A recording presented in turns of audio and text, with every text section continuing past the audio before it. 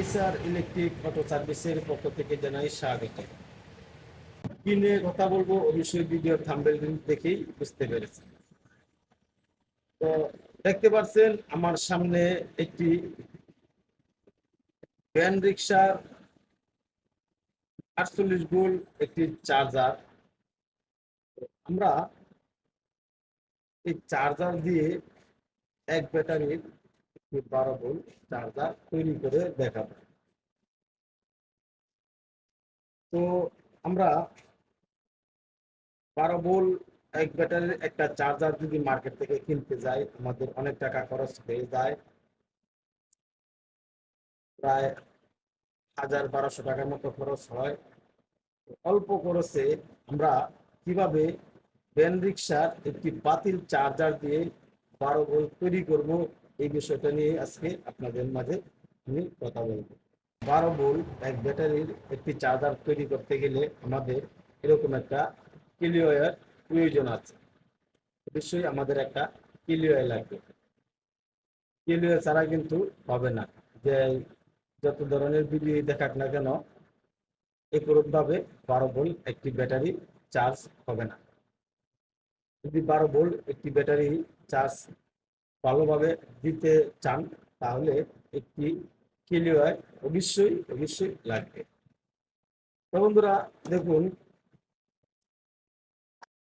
আমি যে কেলিটি নিয়েছি এবং আপনারাও ভালো মানের একটি কেলি নেবেন।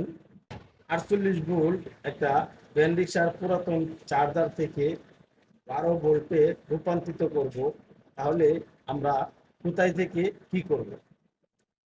তো দেখুন, আমাদের চার্জারের যে চপারটি আছে বা ট্রান্সফর্মার বলেন, যে যেটাই বলেন, চপার বলেন, ট্রান্সফর্মার বলেন, যে যেটাই বলেন একই কথা। তো আমরা তো আমরা আসলে এই চপার থেকেই আমরা 12 ভোল্ট নিব। তো কোম্পানি কিন্তু এই চপারে 12 ভোল্ট লাইন করে দিয়েছে। তো দেখতে থাকুন আমাদের 12 ভোল্ট লাইনটি কোথায় আছে। যদি আমি আপনাদেরকে একটু দেখাই, দেখুন চপারের যে ইনপুট সাইট আছে, ইনপুটে এখানে 1 2 3 4 5 6টি পা আছে। আর আউটপুটে 1 2 3 4 5 6 7টি পা আছে। তো আমাদের এই তিনটি দিয়ে এই তিনটি ট্যাঙ্ক দিয়ে আমাদের 48 ভোল্ট পার করা হয়েছে। এবং এদিক দিয়ে একটা ট্যাঙ্ক পা দেখেন, এটা এটা আমাদের গ্রাউন্ড। আর এখানেও আরো দুটি ট্যাঙ্ক আছে, এই দুটি আমাদের গ্রাউন্ড। তো এই যে মাঝে একটি ট্যাঙ্ক আছে দেখতে পাচ্ছেন, আমি যে ধরতেছি এই ট্যাঙ্কটি মূলত আমাদের 12 ভোল্টের। এই ট্যাঙ্কটি মূলত এই পাটি মূলত আমাদের 12 ভোল্টের জন্য তৈরি করা হয়েছে। তো দেখুন, আমি যদি আপনাদেরকে একটু দেখাই, তো দেখুন আমি যে এই যে ধরতেছি, দেখুন 12 ভোল্ট কোথায় থেকে কোথায় গিয়েছে। দেখুন এখান থেকে লাইনটা টেনে এই যে এখানে দুটি ডায়োড করা হয়েছে, ডায়োডের মাধ্যমে 12 ভোল্ট পার করা হয়েছে। পার করে দেখুন আমার যে একটা কুলিং ফ্যান আছে, আমার এই কুলিং ফ্যানটা এই 12 ভোল্ট থেকে চলে। 12 ভোল্ট তৈরি করতে গেলে আমার যে 48 ভোল্ট যে লাইনটা আছে, এই 48 ভোল্ট লাইনটাকে ডিসকানেক্ট করতে হবে। তো আমি দেখুন আমি এই লাইনটাকে কেটে নিতেছি। তো দেখুন এখানে আমরা লাইনটা কতটুকু কাটবো আর কোন জায়গা থেকে কাটবো। দেখুন এখানে আমার একটি ডায়োড রয়েছে, একটি রেজিস্টর রয়েছে। তো আমরা রেজিস্টরের এই পাশে আমরা এখানে এই সার্কিটটাকে কেটে দিব।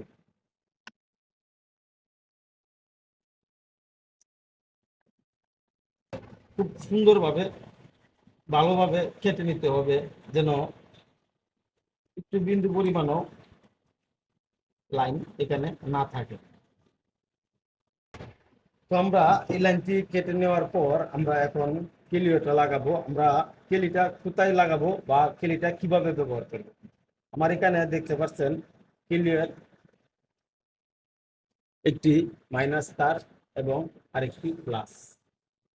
তো আমরা কেলিয়ার যেই তো আমরা কেলির যে প্লাস তারটি আছে, আমরা দেখুন এখানে এখানে আমাদের একটা 20N60 ট্যান্ডেস্টার ছিল, আমরা এই ট্যান্ডেস্টারটি খুলে নিয়েছি। আমরা 20N60-এর যে মাঝের পিনটা আছে, দেখুন এই যে মাঝের পিন, আমরা 20N60-এর মাঝের পিনটার লগে প্লাসটা লাগিয়ে দিই।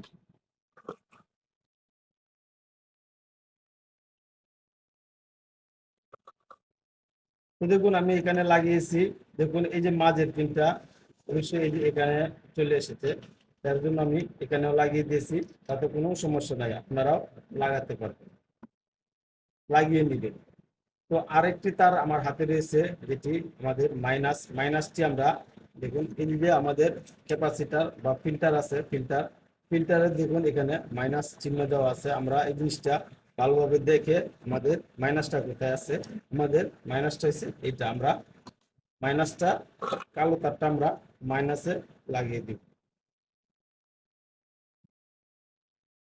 তো দেখুন আমি ক্লিওর লাল তারটি লাগিয়ে দিয়েছি এবং কালো তারটিও লাগিয়ে দিয়েছি।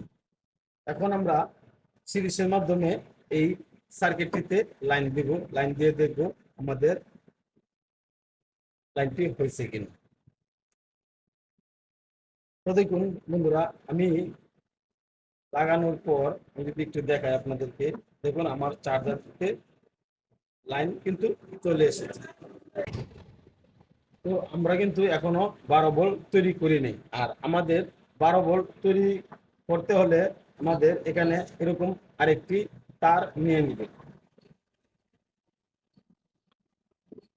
এরকম আরেকটি তার নেওয়ার পর আমরা এই তারটিকে প্রথমত, যে আমি আপনাদেরকে বলেছিলাম যে আমার এই যে লাইনটা আছে, এই যে ট্যাঙ্কটা আছে, এই ট্যাঙ্কটা আমার 12 ভোল্ট, 12 ভোল্টের জন্য।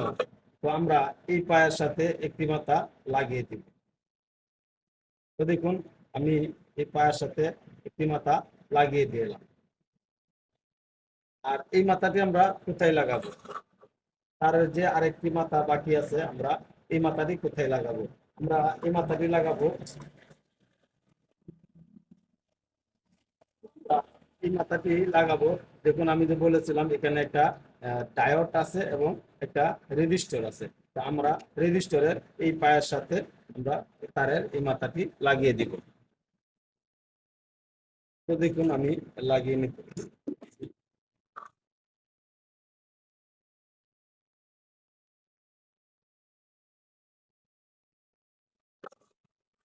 তো দেখুন আমি লাগিয়ে নিলাম।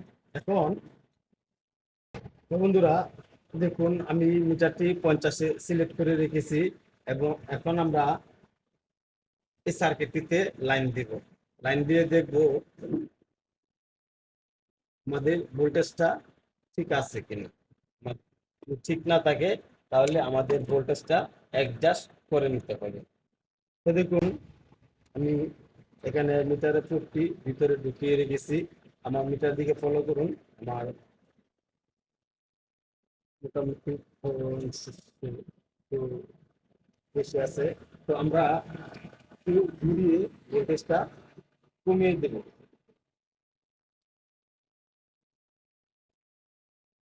অবশ্যই ক্লিওতে হাত দেওয়ার সময় একটু সতর্কভাবে হাত দিবেন।